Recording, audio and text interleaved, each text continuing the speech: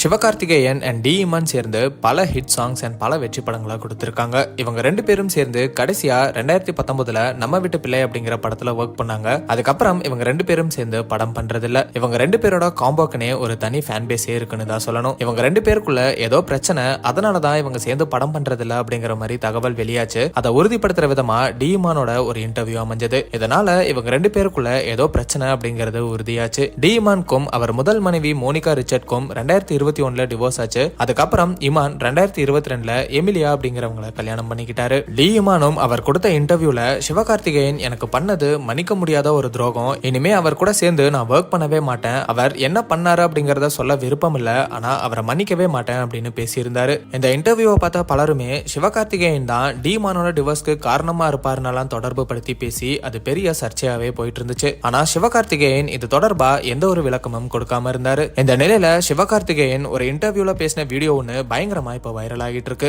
அதுல சிவகார்த்திகேயன் என்ன பேசி இருந்தாருன்னா, நான் மன்னிப்பு கேட்கணும்னா டி இமான் அண்ணன் கிட்ட தான் மன்னிப்பு கேட்கணும், நாங்க ரொம்ப அதிகமா டைம் ஸ்பெண்ட் பண்ணுவோம், ஆனா இப்ப பட வேலைகள்ல ரொம்ப பிஸியா இருக்கிறதுனால அவரை பார்க்க முடியல, 3ல இருந்து 4 மணி நேரம் தான் நான் தூங்கவே செய்யறேன், கொஞ்சம் ஏதாவது டைம் கிடைச்சா கூட ரெஸ்ட் எடுக்கலான்னு தான் தோணுது, அதனால கேப் ரொம்ப விழுந்துருச்சு, முன்ன மாதிரி அவரை பார்க்க முடியல, பேச முடியல, அவருமே ரொம்ப அப்செட் ஆயிட்டாரு. அதுக்கப்புறம் அவரை சந்திச்சு இப்ப எல்லாம் சரியாயிடுச்சு, டி இமான நான் அண்ணன்னு தான் சொல்லுவேன், அவரை நான் அண்ணன் மாதிரி தான் பாக்குறேன், அதனாலயே அவர் மேல எனக்கு கொஞ்சம் பயம் இருக்கு அப்படின்னு அந்த இன்டர்வியூல பேசியிருக்காரு. சாரி இமான் அண்ணன் சாரி, வெரி சாரி.